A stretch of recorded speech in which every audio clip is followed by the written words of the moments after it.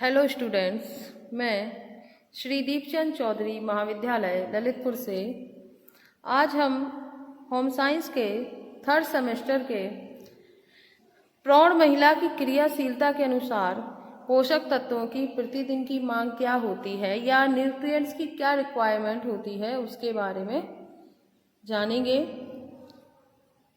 तो प्रौढ़ावस्था एक ऐसी अवस्था है जिसमें शारीरिक विकास जो है वो कंप्लीट हो चुका होता है और मानसिक विकास भी जो जीवन पर्यंत चलता रहता है तो वो अपनी जगह होता है, लेकिन जो है फिजिकल जो डेवलपमेंट है वो कंप्लीट हो जाता है, जिसकी वजह से प्रोटीन की मांग में अंतर और जितने भी न्यूट्रिएंट्स होते हैं या जो कैलोरीज होती है हर चीज़ में थोड़ा सा डिफरेंट आ जाता है।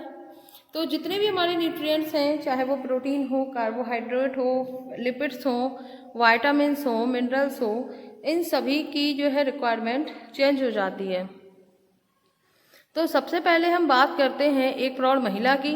तो प्रौढ़ावस्था में जब हम डिवाइड करते हैं तो हम 3 तरीके से करते हैं।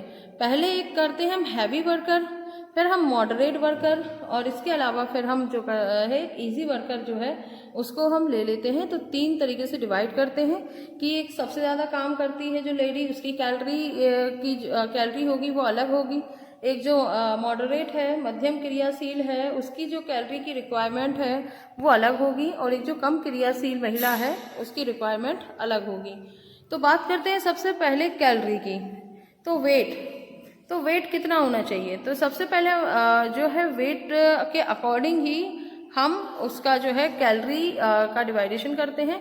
तो सबसे पहले बात करते हैं कैलोरी की कि पर डे अधिक क्रियाशील जो महिला है उसको पर डे कितनी कैलोरी हमें देना है। तो हम उसे देते हैं 2925 कैलोरी, यानी 2925 कैलोरी जो है एक अधिक क्रियाशील महिला के लिए जो है ज़रूरत होती है।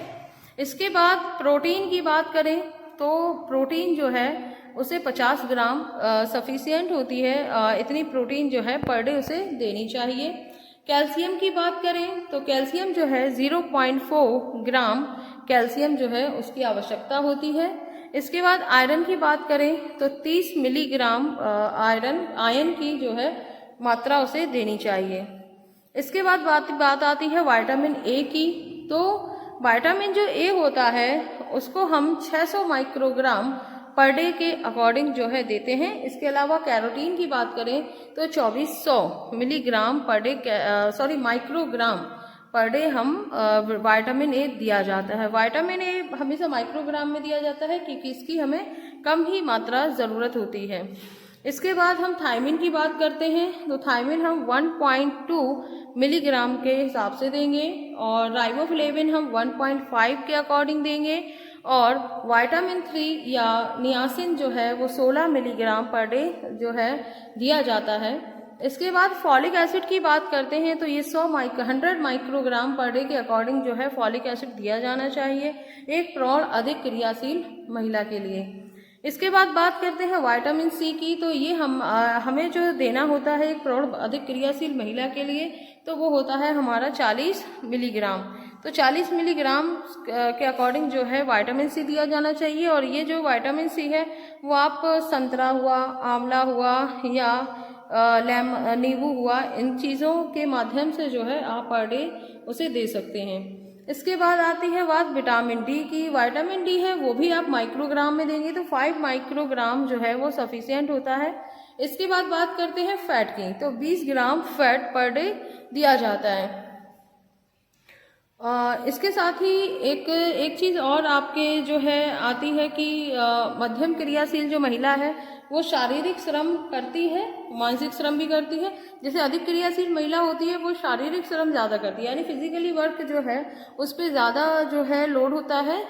तो हम उसे कैलोरी जो है 2925 कैलोरी देते हैं।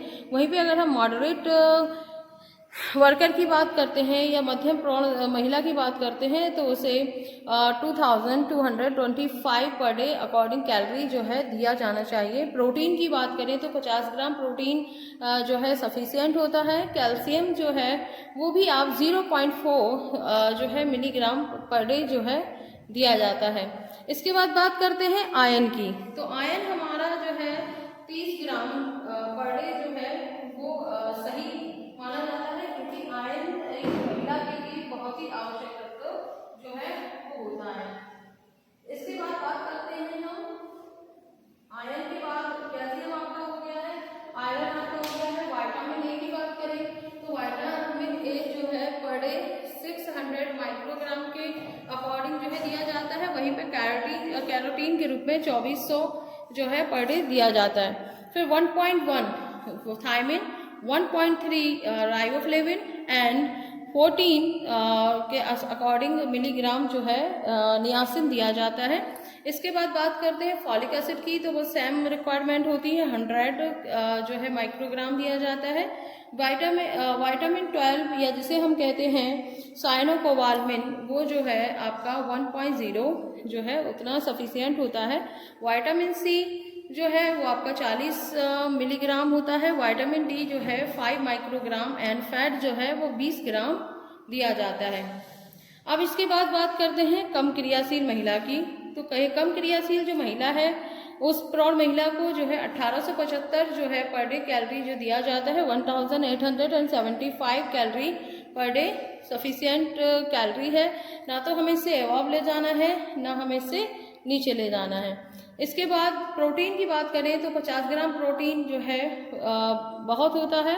इसके बाद कैल्शियम जो है वो हम पर डे 0.4 ग्राम के अकॉर्डिंग जो है देते हैं, क्योंकि कैल्शियम जो है, जो हमारी बोन्स हैं, जो हमारे टीथ हैं, वो सब हमारे कैल्शियम से बने होते हैं। इसीलिए कैल्शियम की मात्रा ग्राम में चली जाती है, ना कि मिलीग्राम या माइक्रोग्राम में। तो कैल्शियम जो है वो 0.4 जो है वो उतना दिया जाता है। आयरन की बात करें तो 30 मिलीग्राम बहुत होता है। और विटामिन ए जो है रेटिनॉल के रूप में हम 600 देते हैं। और इसके अलावा बात करते हैं कैरोटीन के रूप में, तो वो हम 2400 पर डे जो है देते हैं। इसके बाद विटामिन B1 1.1, विटामिन 0.9 जो है वो दिया जाता है B1। इसके बाद बात करते हैं B2 की, तो 1.1 दिया जाता है। नियासिन की बात करें तो 12 जो है मिलीग्राम पर डे दिया जाता है। फॉलिक एसिड जो है वो 100 माइक्रोग्राम के अकॉर्डिंग देते हैं। विटामिन B12 जो है या साइनोकोबालमिन वो हमारा 1.0 माइक्रोग्राम पर डे दिया जाता है। इसके बाद बात करते हैं विटामिन डी की, विटामिन सी की। तो विटामिन सी जो है वो 40 milligram per day and vitamin D 5 microgram और फैट जो है वो 20 ग्राम पर डे दिया जाता है। तो इस तरीके से एक प्रौढ़ जो अधिक क्रियाशील महिला उसकी रिक्वायरमेंट अलग है, मध्यम क्रियाशील महिला उसका अलग होता है, और एक कम क्रियाशील महिला, इन तीनों का अलग अलग जो है होता है।